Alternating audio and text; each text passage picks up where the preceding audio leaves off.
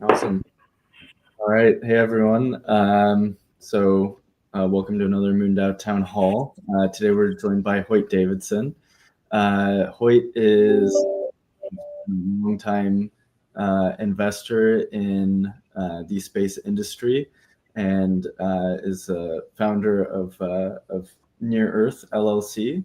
And we're excited to have him join us. I know Hoyt through the LDC, where Hoyt's been advising Michael, who's a previous guest in one of our town halls, and has been working with Michael on the Lunar Development Cooperative. I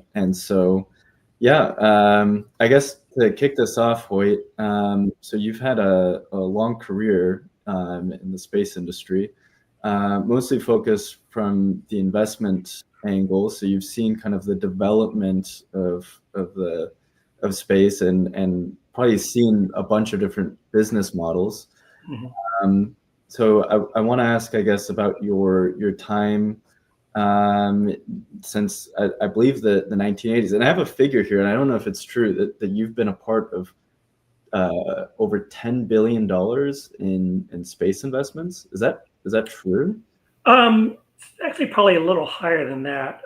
There was a lot of satellite companies financed in the mid to late 1990s into kind of the early 2000s. And then there was a telecom bubble burst, and there was an internet bubble that burst. But in that 6 or 7 year period, things like PanAmSat, Iridium, Globalstar, XM and Sirius Radio, EchoStar, DirecTV, the first remote sensing satellite companies. So a lot of the commercial space industry really got started and founded in the 90s in a totally different way than today. And we can go into that if you want to. But yeah, so a lot of that came from that period. And in smaller amounts as Near Earth, because we do mostly M&A as opposed to capital raising. Right, and if I recall correctly, so you were a part of one of the very first groups that was looking into space as an investable area. So how did you recognize that opportunity? Like how did that even come about? It was kind of one of these fortuitous accidents. I was working in the project finance group at a investment bank called Donaldson, Lufkin and Jenrat. And we were doing mostly alternative energy projects like cogeneration facilities, hydro, stuff like that. Where the essence of project finance is you kind of match all of the revenues and costs, and you kind of assign all the risk for long periods of time, 15, 20, 30 years, because you get an offtake contract for let's say it's electricity.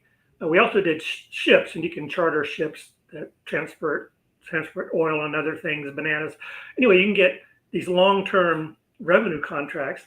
And then all of your inputs, you can also get long-term contracts, so you know what your costs are.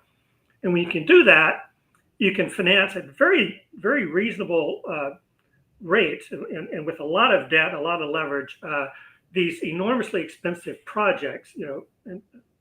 Energy facility can cost hundreds of millions or $1 billion or more.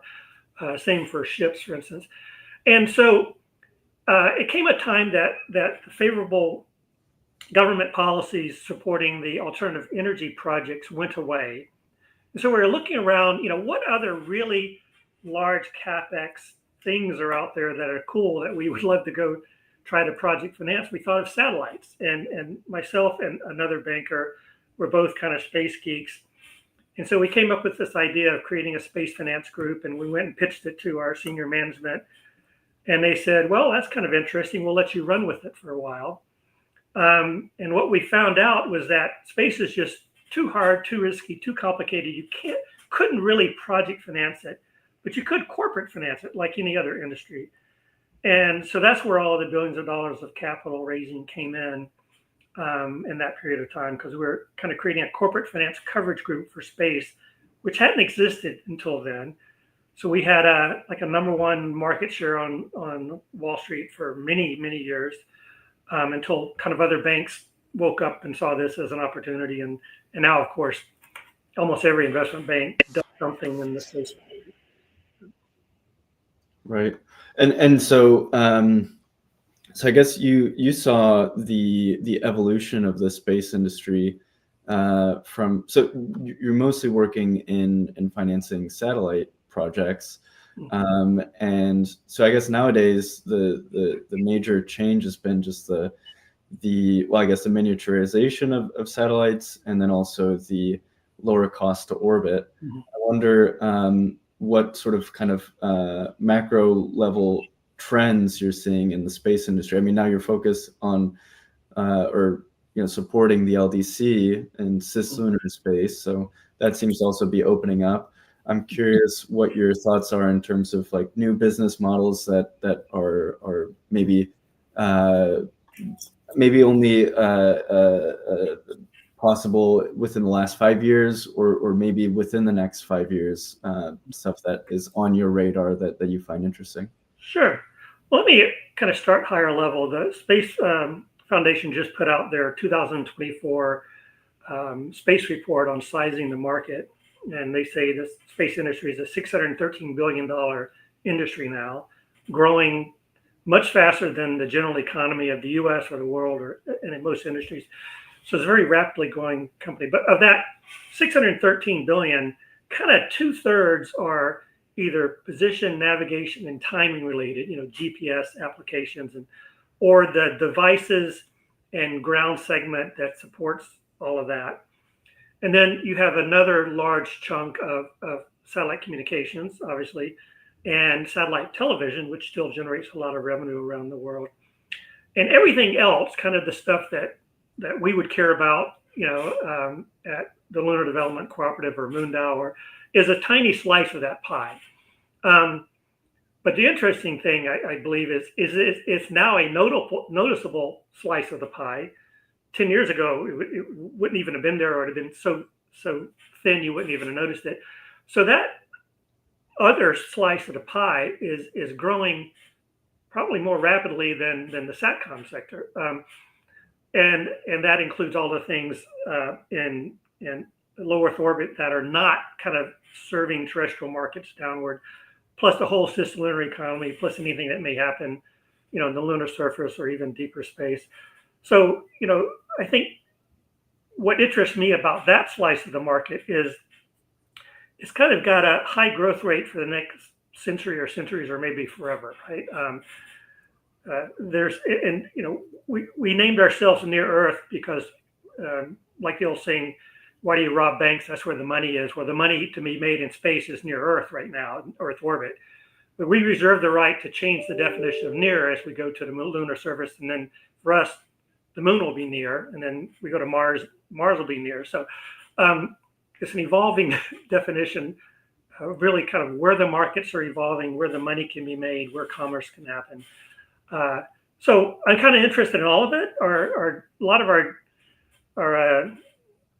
transactions at Near Earth are still focused on the major terrestrially focused space economy, remote sensing, satellite communications, launch, manufacturing, this sort of thing.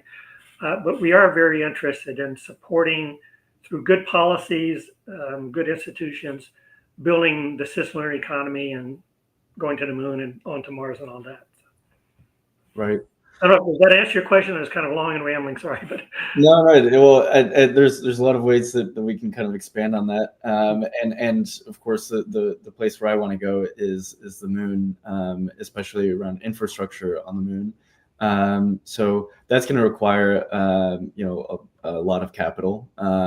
It's an extremely risky endeavor, and I guess your background is in analyzing those risks and mitigating them.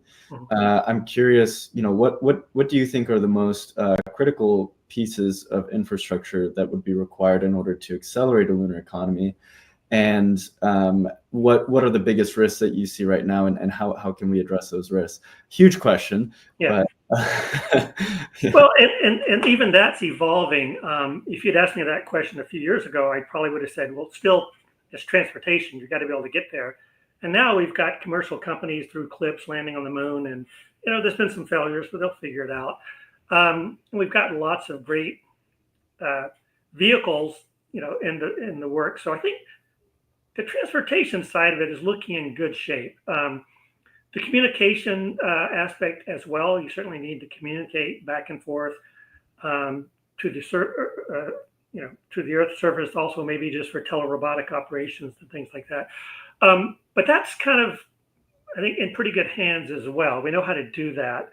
The things I'm really focused on now is certainly energy. Unless you're in very few places at the poles, you go through these long day-night cycles. It gets very cold. You got to survive. So figuring out the energy aspect of it. Is it all solar? Is it solar and nuclear? How do you move that energy around? That's a big thing. And there's lots of good companies working on that. That's good. And one of the immediate problems that everyone is sort of realizing now is the landing and takeoff side. Turns out, even these smaller vehicles, when they land and take off, they create very energetic plumes of regolith that travel at high speeds very far. It can be extremely, damaging to all sorts of equipment, certainly optics or sensors or solar arrays, and kind of solving that landing and takeoff situation is going to be one of the key things we have to figure out. And there are, again, lots of smart people looking at various alternatives, but if we can't figure that out, then you can't have a lot of people working in close proximity because they'll all harm and interfere with each other. And there's only so much you can do with berms and things like that. So we got to figure out that. So that's kind of what I'm focused on now. There's a lot of others. The whole, processing of the regolith is something I've spent a lot of time looking at, whether you're trying to get water or oxygen. It's really nasty stuff. But if you can get that right, you can extract, a dozen or more useful materials, compounds, elements out of that may be useful to future inhabitants of the moon. Right. Okay. Yeah. So I guess to really, really baby it down. So we kind of have methods to get there. We want to be able to land safely. And then we want to be able to sustain the things that are there with energy. So, okay, I guess assuming all of that stuff works out, that we're able to get there safely, we can power things on the lunar surface. I'm curious so you mentioned there's the water ice. People talk about the helium-3, I guess processing lunar regolith and maybe turning it into something that can be used to create other small spacecraft or probes or things even there on the lunar surface. I'm curious, once we get there, what do you envision us doing? What do you think are the first business models that kind of start to work, or because you have such a huge capex to just get started. How can you justify that with revenue? And there's, I think Brent Sherwood has a great kind of map of how this might evolve. And it's I guess the short answer is it's kind of all of the above, but it'll happen in different phases. And certainly one of the early phases will be exploration. So we've got the US and China and India and a host of other countries that have been to the moon or are in the process of going to the moon.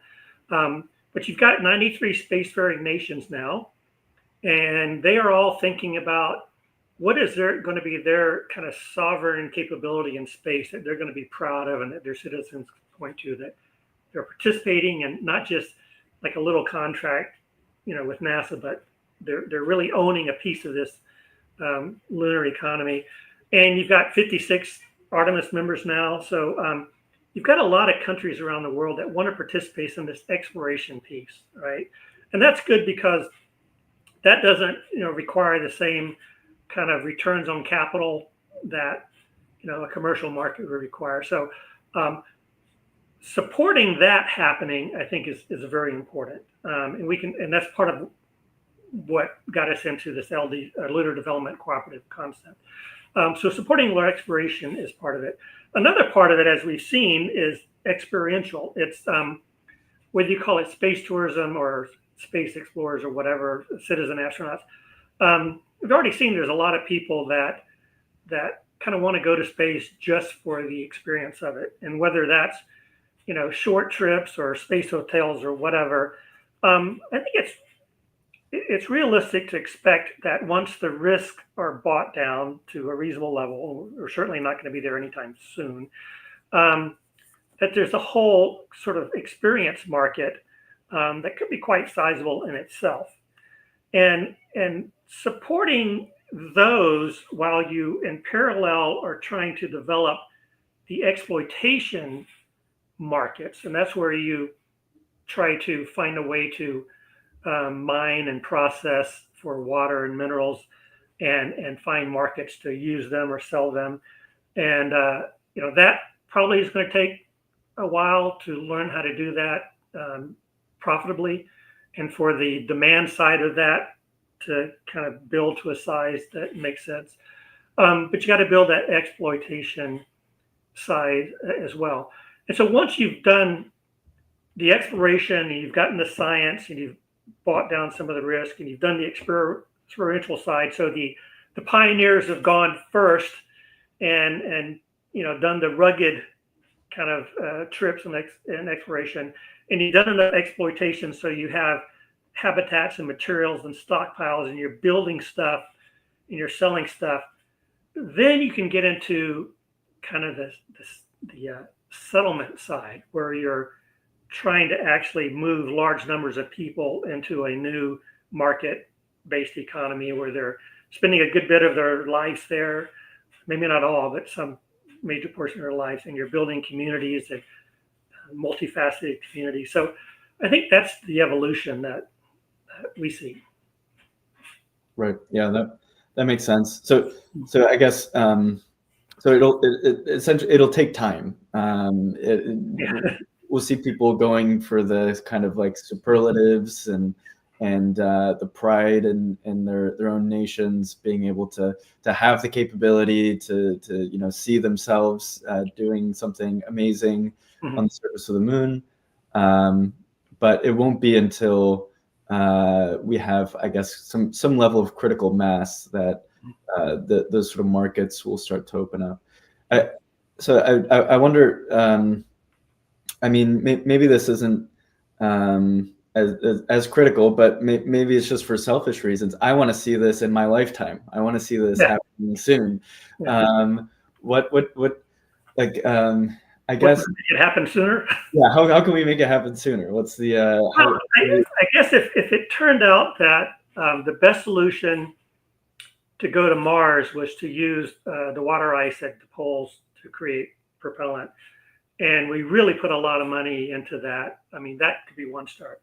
You mentioned helium-3. I mean, really, who knows with helium-3? But if it turns out that it can be mined on the moon profitably, and we really need it for quantum computing or fusion or whatever, and then it became kind of a gold rush, I mean, that would be wonderful. I'm not sure we can count on that happening or know the likelihood of that happening. But that would be kind of the black swan event of all of a sudden the moon is like a gold rush, and so we'll see. But right, yeah, I mean, I think that would be one of the most exciting outcomes. I guess there's the three G's: the God, gold, and glory. We're kind of missing the gold aspect of the moon, and hopefully it is the helium-3. But it does seem to be kind of like speculation squared, where it's like, okay.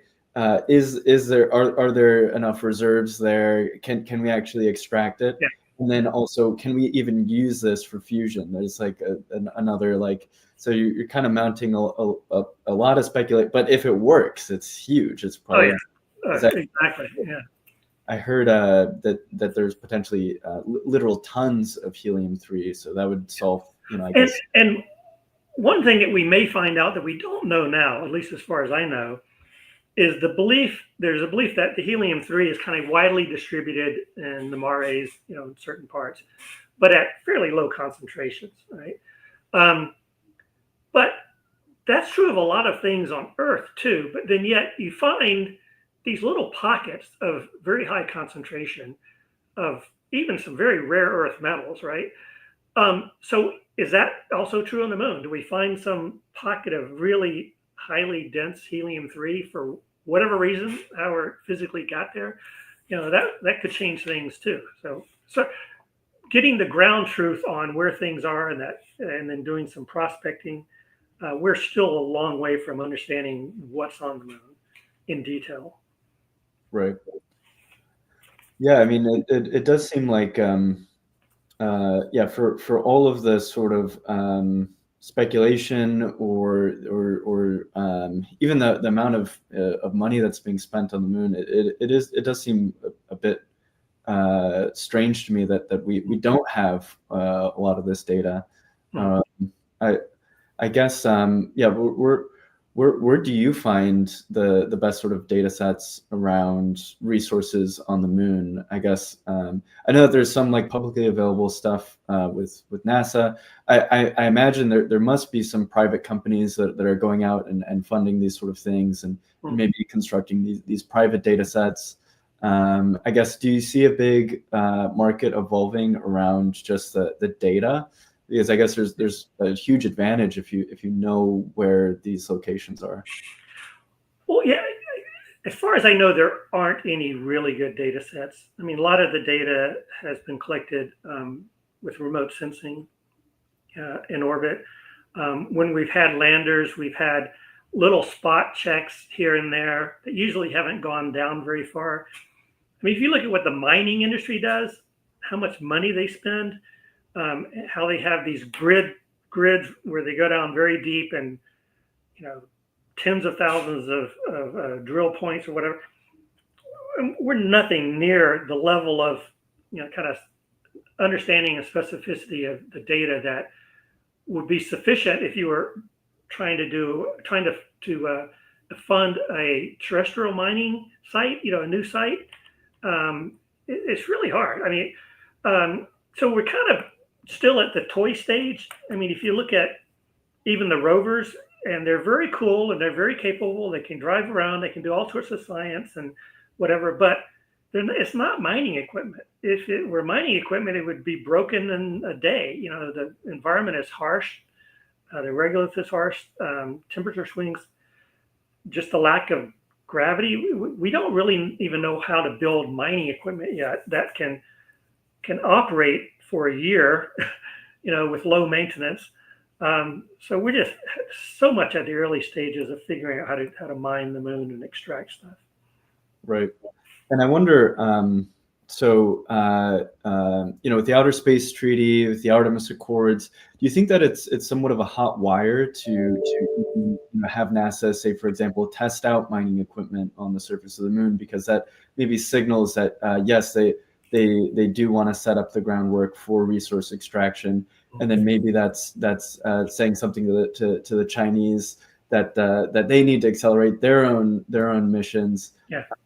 Do you think that there's maybe like a Cold War front right now between China and the U.S. when it comes to the moon? And how do we I guess advance some of these things without maybe tripping on some of the geopolitics around the moon? Yeah, I think with all of space, the competition with China is driving a large percentage of the discussions, even the investments, all the way down to the defense tech side of the space industry.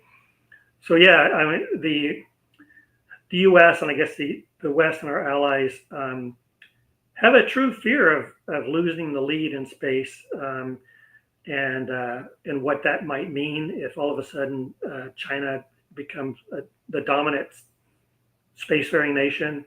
And again, going back to the moon, we really haven't figured out how to cooperatively live, work on the moon without harmful interference. So we'd love to get there again with us and our Artemis partners and have some standards of behavior that allowed us to cooperate and work together. And what happens if some other nations get there first and stake out these interference zones that are huge and I mean, it is a real issue. So, just yeah. Right. Well, I guess this is a great segue for the LDC. So you've been working with Michael now since, I guess, before 2020. 6 years. I think. 6 years. Okay, wow. I think it's 6. 2019. Yeah. How did the idea around the LDC emerge? I mean, I can see some of the thought patterns even just in this conversation, and why it's some like an international approach where you have many organizations, both public and private, cooperating, and investing side by side in infrastructure, and then coming to agreements around standards of operation on the lunar surface. It seems very practical, makes a lot of sense. But I'm curious, how the idea evolved, how it emerged, and your sort of involvement in it. Yeah, there was a conversation that I and some others had with Michael at an International Space Development Conference about 6 years ago that kind of kicked all this off. And we're just all sitting around a table. And Michael Castle-Miller, for those who don't know him, was totally new to the industry, had no involvement with the space industry before this. And his expertise is in setting up like free ports and economic zones. And he's done this for 30 or 40 countries around the world, where you create these special areas that can have their own laws, their own rules and way of doing business, and frequently to do so on an international and cooperative basis. Their own taxes and whatever. So he's used to helping countries set up something like that. And he kind of heard about this problem we were having in space because with the Outer Space Treaty, you're not allowed to own land, right? So he came to this ISDC with the thought of, I wonder if, my expertise could be useful to these people as they try to struggle with this problem of how do you raise all this money to do this very hard stuff when you can't even own the land, right? And that's where the conversation started. And part of it was obviously some of us had already, like I had already come to the conclusion of, because it's so hard and it's going to be so expensive and the markets are going to take time to develop, you really need to do this as an international cooperative and as big and as exclusive as you possibly could, because you need a lot of people to help share this funding risk, right? The alternative was, if it were just purely NASA led and other people were kind of participating a little bit here and there, how sustainable was that? Because NASA's budget can get whipsawed around from administration to administration every 4 years. And even if space remained a nonpartisan issue, which it pretty much is today, could one nation really foot most of that bill, right? So we started thinking, well, it needs to be, although we certainly want the U.S. to be a major participant and maybe, a leader in some ways or the largest contributor in some ways, but it's got to be a broader coalition of people with real, skin in the game and real responsibility. And so we started thinking about that. We still had this ownership problem because of the Outer Space Treaty. And I think that's where the LDC came in, of figuring out, well, we can create the same benefits of ownership without having ownership. And how might we do that? So that's where the conversation started. Right. Yeah. Well, I suppose there are nations like I believe Hong Kong works in that way, right? With you have like 100-year lease or something like that. Well, they did, and then 100 years came. Yeah. So yeah, I mean, it is. So I wonder. So we're operating under the constraint that there can't be any ownership on the lunar surface. That agreement was drafted in 1967 under the context of the Cold War. People were worried that there'd be nukes in outer space, but I wonder if you foresee that treaty kind of holding long term. Is that a sacred sort of treaty that will not be broken? And do we think that Russia or China will continue to hold true to that, or do do you think that it'll somehow break over time? And it certainly could for any number of reasons. I think we were operating under the assumption of it's fairly popular. It's got a very high percentage of the country still support it. The Moon Treaty got almost no support, but the Outer Space Treaty is well supported. And so we decided we'd just assume that it was going to be permanent. It may not, but we'd assume that it would be. And then, how do you best work within it? And I think you can work within it. And I should have mentioned one other category that of thought that went into the founding of LDC was that not only do you want as many nations, kind of like-minded nations that play well together, being in this cooperative, but you also want as many companies to commercially drive it. And part of that thinking came from history.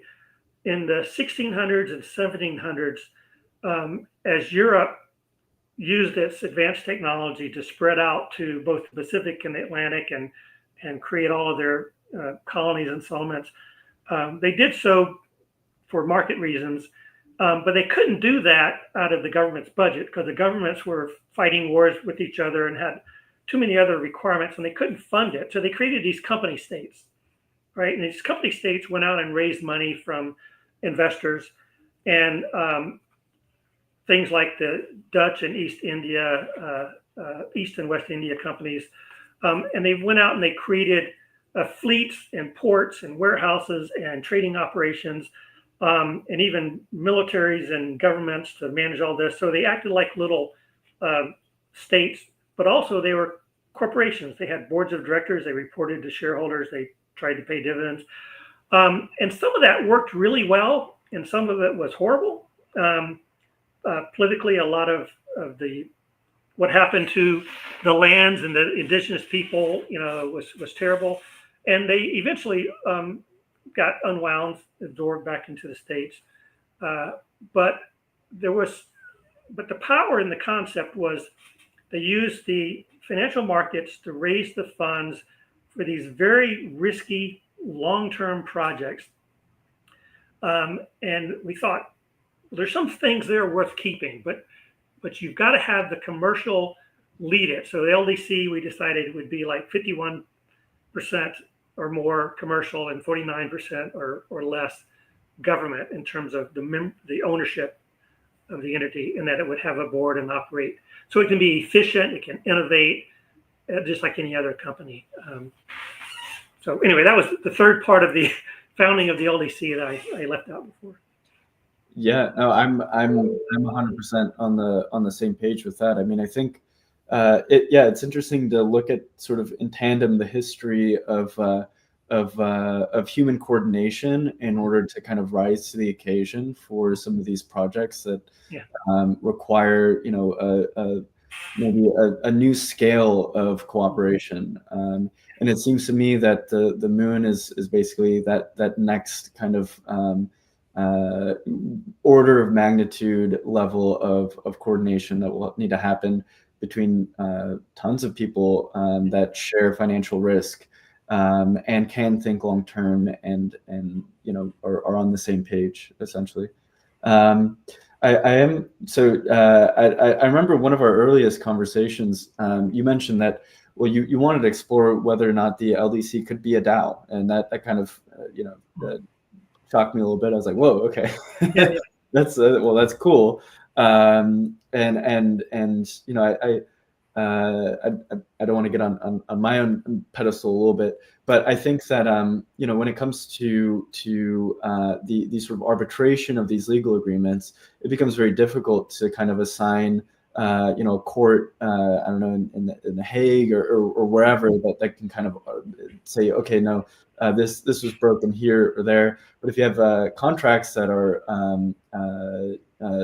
done on chain, maybe some parts of it you can do on chain, maybe other parts you can't. But at the very least, maybe you can have some of these lower friction, kind of like more deterministic parts of the agreement that just execute autonomously. I'm curious and then I remember another part of it was that you guys were interested in opening up access to the LDC via blockchain trading so that anyone could participate in it, which I also found very interesting. Yeah. I'm curious, what is it about, say blockchain or DAOs? Of course, this is kind of like MoonDAO's domain. This is kind of some of the ideas that were founded on. That seems appealing to you when it comes to the LDC. Is that? I mean, I think there's some benefits, but I wonder, how do you see that sort of technology maybe playing a role? Well, first of all, I think there's a huge overlap between what MoonDAO is doing, or your vision, and what LDC is trying to do. And you and Phil are major parts of this core group trying to figure all this out, right? And the goal right now is to kind of stand up this nonprofit Lunar Development Institute to kind of figure out these very questions, a lot of which are governance related. But yeah, I agree to the extent some of these simpler, lower level contractual things can be handled outside of human-based courts and arbitrations. That would be wonderful. As you mentioned, we not only want countries and space agencies and corporations to be members and investors, but we also want every kid that thinks space is cool everywhere in the world to be able to own a share of the Lunar Development Cooperative, even if it's a dollar investment. So to do that efficiently, maybe that is some sort of blockchain or tokenization or something, as opposed to being listed on the New York Stock Exchange. So it's things like that we need to figure out, but we certainly want to take advantage of all of the best technology we have out there to make this work. Right. So okay, I guess so we've talked about the kind of like raising capital part of things, but I think that there's another problem that needs to be addressed, which is okay, so now you have this massive pool of money. How do you spend it? How do you determine which organization gets a contract in order to, say, build a landing pad or create the energy infrastructure that's required? How do you assess different organizations? Who gets the ability to, say, spend that money, or I imagine some sort of grants process or investment process, but this becomes, I guess, highly political, right? In an organization of this size with many different cultures and people. Yeah. How do you even start at that question? Yeah, I mean, that's the $1 million question, sort of, and that's part of what LDI, the Lunar Development Institute, wants to figure out, and we don't have that answer now. We have some ideas, and maybe some boundaries of what we think the answer is, but we may have to do simulations, even gaming or something, to try a whole bunch of different scenarios and see what actually does work, in the real world. And even when we get that solution and we employ it in the real world, it'll probably have to be tweaked. But right now, some of the guardrails, for instance, is we want to make sure that no one entity can own more than 10% of LDC. So no one can kind of act as a bully and whatever. And it truly has to be a cooperative decision among all the members. But then, if you've got 500 members, you're not going to have a board of directors of 500 people. So how do you make those important decisions? Is it kind of a representative democracy by different classes of members or shareholders have their own representative on the board? So, we got to figure that out. But the key idea is that there would be a reasonably sized board that would oversee a management team, just like any other corporation. So there'd be a CEO and a COO and all of this other stuff. And that management team would report to the board, and the board would report to the shareholders, and so each could be changed as needed, but that we try to operate as an efficient corporation and make those hard decisions. And if there's 5 people that are bidding to provide energy, you'd have requests for proposals, and you would choose the winner based on the same metrics of quality, cost, risk that any other corporation would do. So we'll see. But there's another premise that we want to create, is that the LDC wants to provide shared infrastructure to share the cost. But if we evolve to a situation where some of the members want to have their own utilities or hire someone else to provide that infrastructure utilities, they're free to do so. They're not necessarily bound to take the LDC shared infrastructure solution. So it's meant to be a benefit and not a constraint. Certainly not a costly constraint to any of the members. So we want to make sure we create this governance model so that people always have the ability to maximize, their own investment in time on the moon. Right. I guess in terms of where we are today with Artemis, I guess do you think? So right now NASA's, I guess, in a state of flux. Mm-hmm. I was saddened to see that Jared Isaacman wasn't, appointed. I think he would have been great. And in the meantime, China is kind of chugging along. Hopefully we see groups like the LDC that can, like you mentioned, kind of have a steady course, maintain a budget and goals that don't change every 4 years.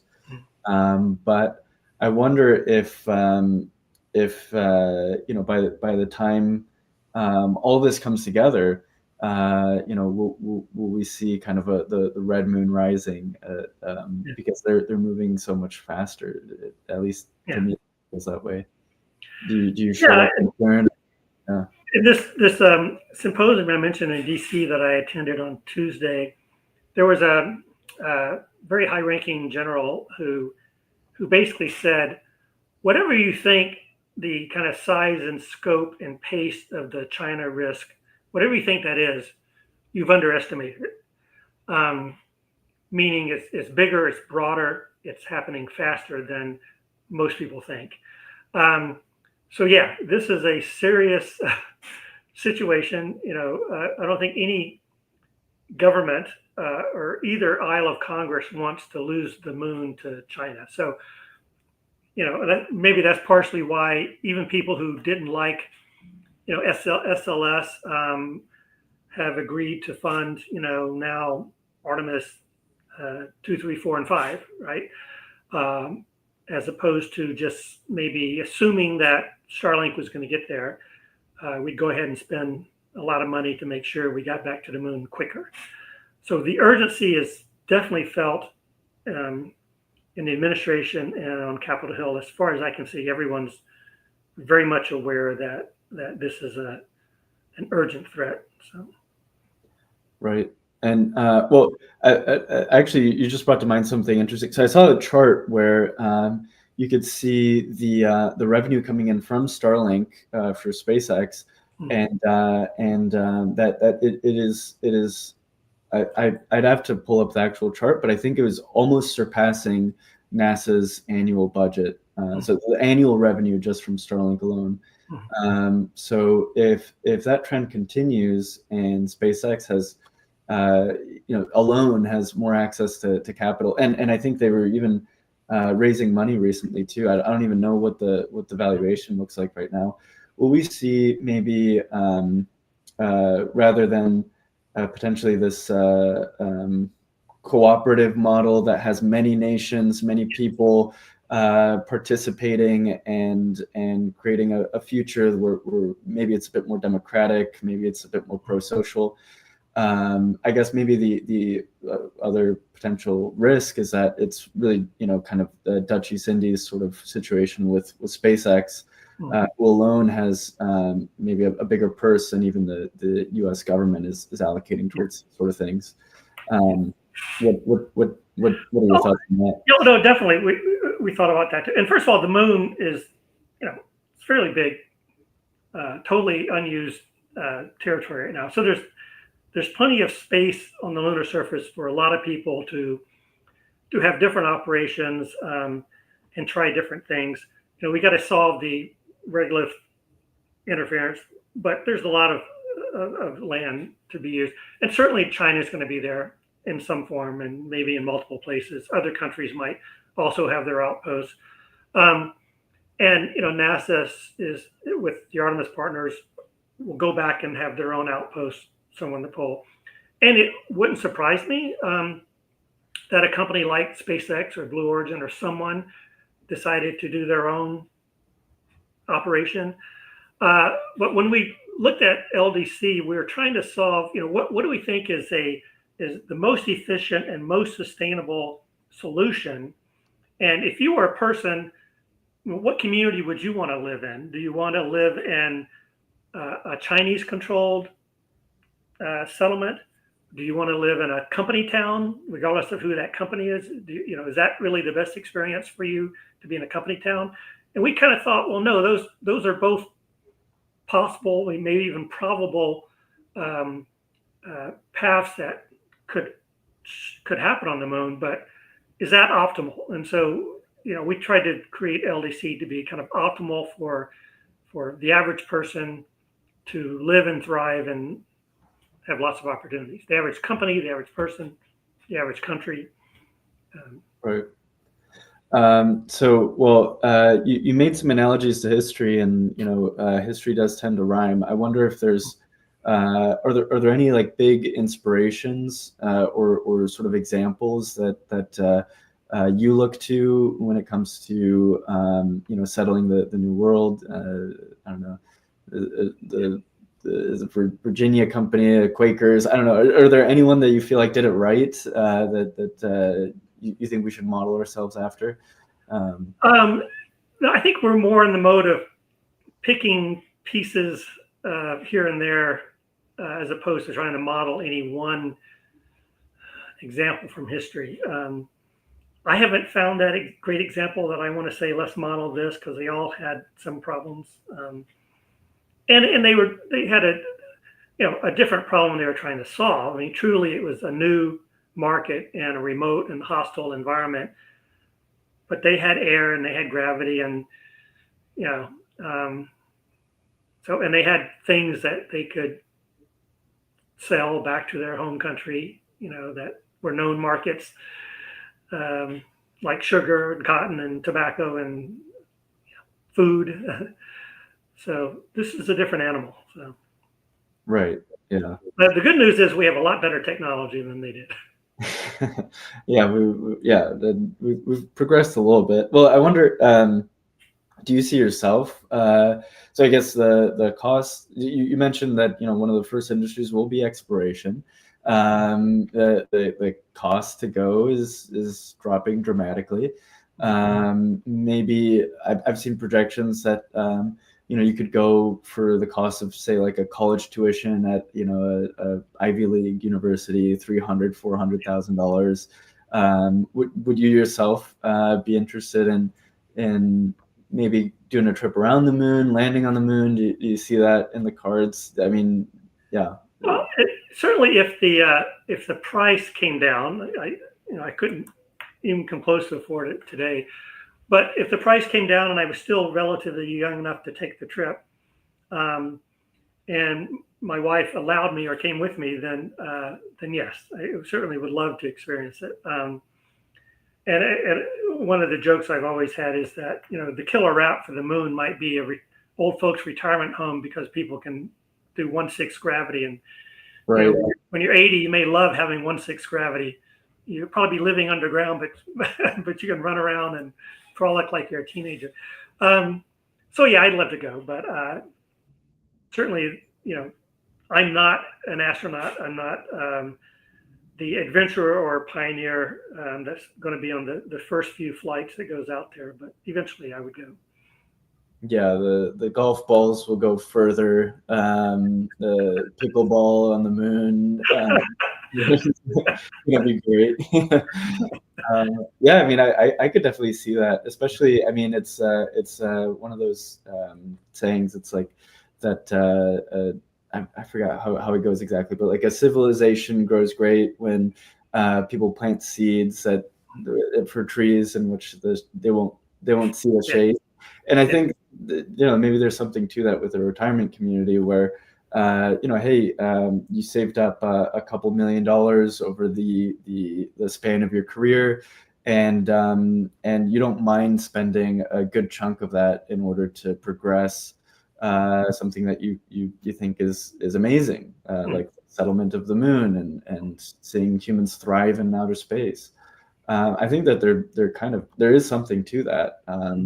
Those people have a lot of capital. They have long time horizons because they'll be dead soon, and then they get to also experience this and go and I mean that's an amazing adventure too.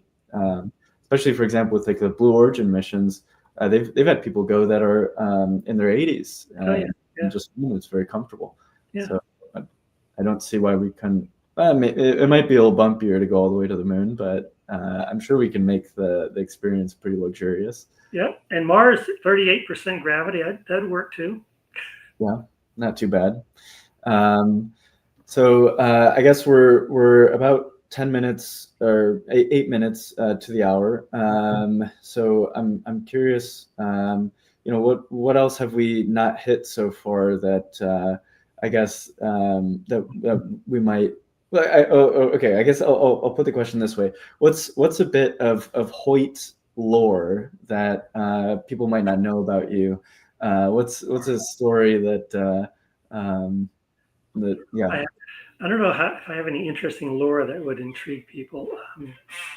I've just always been a space enthusiast since a little boy. I grew up when the Apollo landings were happening, and then like a lot of people my age, there was this 50-year period where nothing happened, right? And so the dreams of growing up in the great space age were sort of taken from my generation.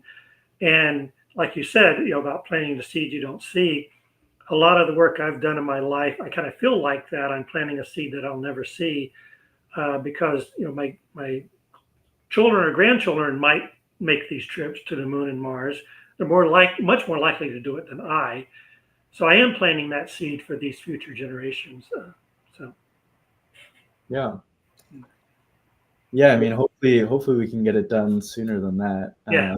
And yeah, I hope that the LDC achieves its goal and supports some of these sovereign nations that do want to have a presence in space. They want to be a part of this future. And have a holding company or investment vehicle where people can contribute a little bit, maybe on a monthly basis or a yearly basis of their salary or something like that, and maybe they know that it won't have a high rate of return for 10, 20, 30 years, but it'll be put to good use, and that eventually it'll get us to the moon. So looks like Ryan is maybe pulling us towards Discord. Well, it's been a great conversation, Pablo.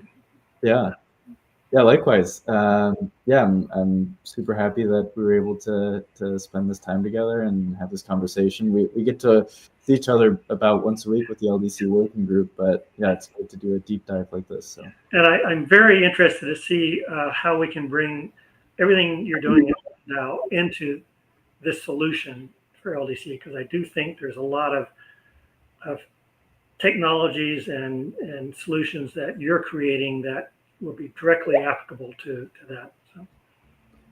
Yeah, so a compliment that, well, I don't know how much of a compliment it was, but I think it is true.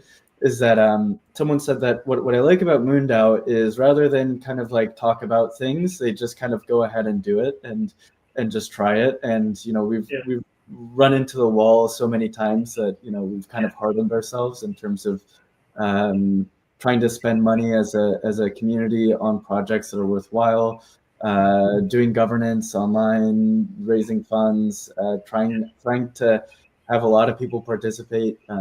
So I'm sure that there's tons of learnings that will be very applicable to the LDC, and it's awesome that I'm just really happy that we were able to connect with Michael and you, and to see other like-minded individuals that want to see this happen. So Yep.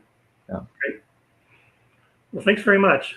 Awesome. Yeah, thank you. All right, I'll hand it over to Ryan, and yeah, we'll get to the rest of the town hall. Thank you very much, Hoyt. Thank you.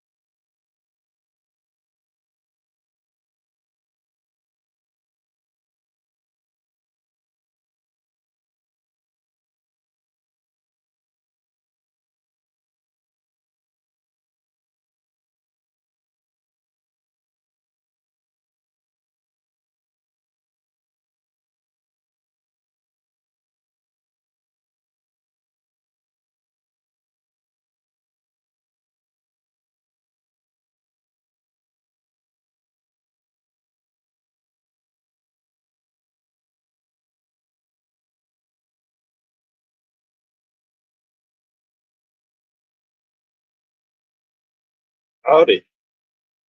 I am back from vacation, so that's why you haven't heard it.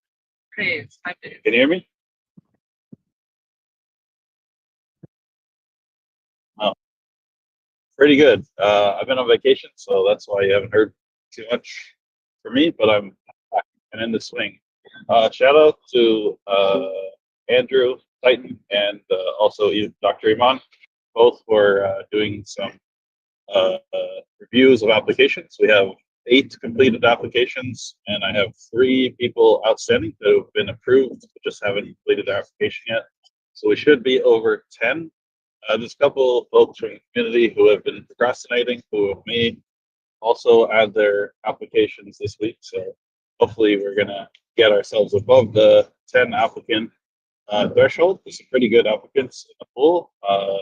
Had the opportunity to read all of them, so pretty excited. I guess the next step in the process, so the deadline that we've set is next week, Thursday, so 1 week from today.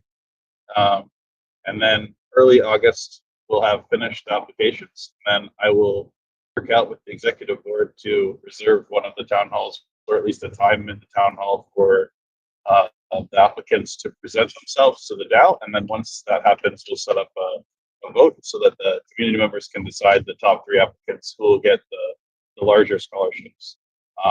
So basically the process is we've rated all of the applicants on in 4 different categories, 5-point scale, so 20 points total. And then we will select the top 10 for finalists, and then the top 3 will get an increased scholarship. All of that you can see in the proposal. I think our proposal number is 165 if you want to go see how much, but we'll link to that in the DAO vote. So Brian and Vichy, I'll be bothering the DMs to get that set up once we pass the deadline and have selected the finalists. And I guess numbers update. So we've had 8 applications complete, and 7 of those are brand new citizens. So plus 7 citizens just from this project. Pretty cool impact to the Space Acceleration Network just from that. So not only are we supporting analog astronaut research, but we're also getting an increase in our community count. So that's a pretty big win. Anyway, that's all I had.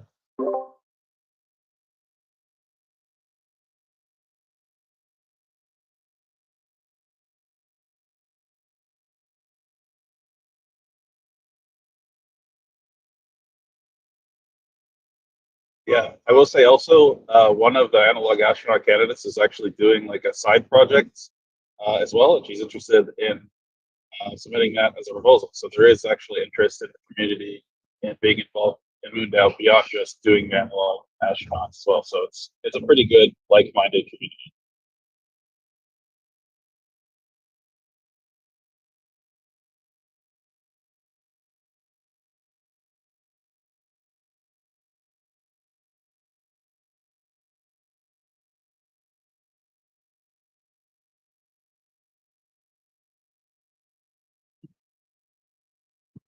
Yeah, hello everyone from Central California. I'm driving back to LA, so hopefully my Wi-Fi doesn't go out. But lots of busyness in my life due to like running a startup for the first time. So that's why I've been a little bit bad with the updates. But currently, I've been reading a couple research books that are relevant to the IAC paper, including Range, which is about like the study of generalists compared to specialists in the education system, and how that can apply to different organizations, which is super relevant to some of the conclusions we want to draw in the IC paper. And yeah, we have an update from one of the people we wanted to interview. Unfortunately, despite being like a very key author in one of the books we read, he was like too far removed from that research because it's been a few years. So he said that like he wouldn't be as helpful as an interview source. So we're looking for another person to interview to fill in the expert interview category of the paper. And we're also looking to do another team meeting very soon. So I think that's the updates.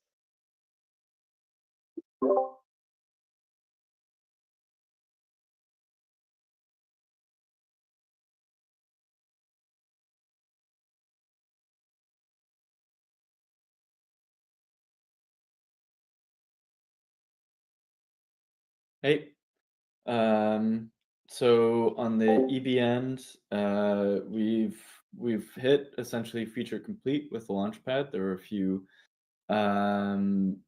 things that we wanted to add before we start with the first couple fundraisers. So that's really exciting. We've done a good deal of testing, but we'll probably continue to be doing testing over the next couple weeks. And yeah, the website is continuing to progress. There have been a lot of changes and updates throughout the website. Welcome everyone's feedback as those changes are rolling out. I'm sure that we'll break things as we go, but we'll fix them very quickly too. So just trying to move fast and get a bunch of those website updates out there. So yeah, another really cool thing that's we're very close, and I wanted to have it fully live by this meeting, but due to basically multi-sig signatures that take a little while, it isn't there yet. But I'll give a little tease, I guess. So something that Jade's been working on, which is really cool, is essentially we want to route the fees from our liquidity pools to vMooney holders. So what that means is every time the token is traded, either bought or sold, there's a fee that is associated with that in the Uniswap pool. And we're going to essentially distribute those fees to vMooney holders. So what that means is every week, vMooney holders will check in on a page, and then proportional to the amount of vMooney that they have, they will get a portion of the total fees that week.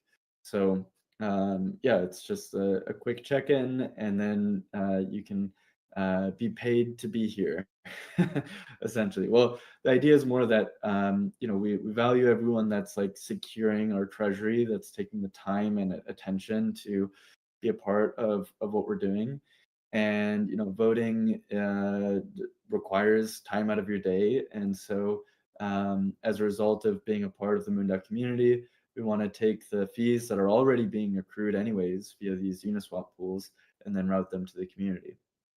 So I think it's going to be a really exciting and cool mechanic, and we're actually going to apply that also to the Launchpad tokens, so that any sort of trading activity that happens with those Launchpad tokens, the value would accrue to people that are securing our treasury via vMooney and being a part of the community. So excited to get that all running.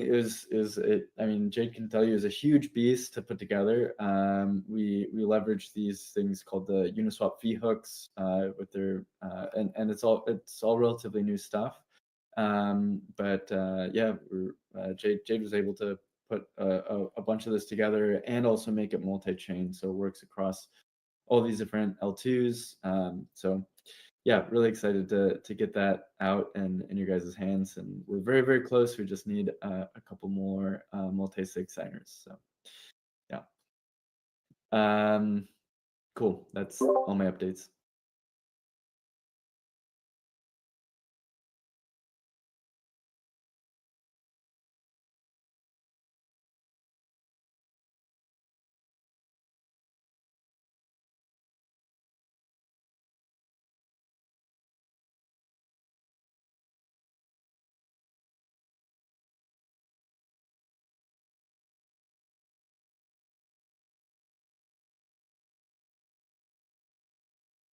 Hi.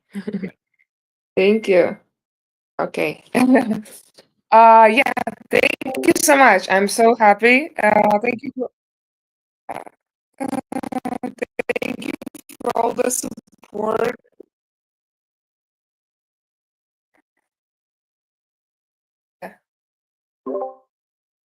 All good now? Can you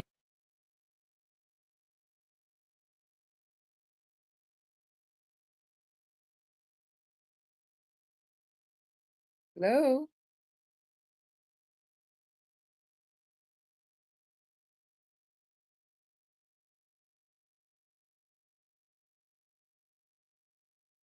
How about now?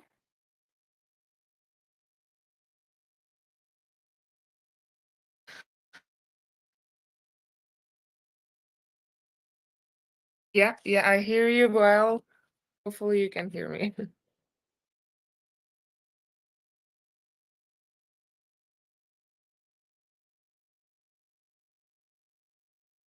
Yeah, it's coming. I mean, on my end, I hear you.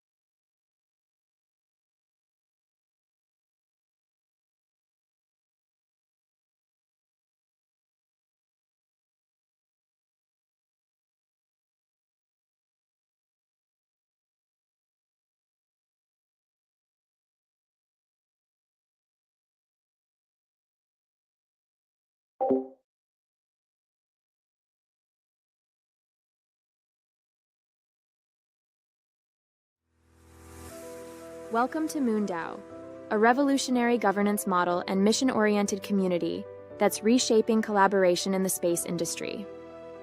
Our mission is to create a self-sustaining, self-governing settlement on the Moon to act as a launch point into the cosmos. MoonDAO is governed like a nation, with its own economy, constitution, voting system, treasury, elections, and senate, but internet native, and so without the limitations of geography. In 2022, we sent our first member to space, showcasing our model's capacity for real-world impact. Now, we're implementing key solutions for global collaboration in the space industry.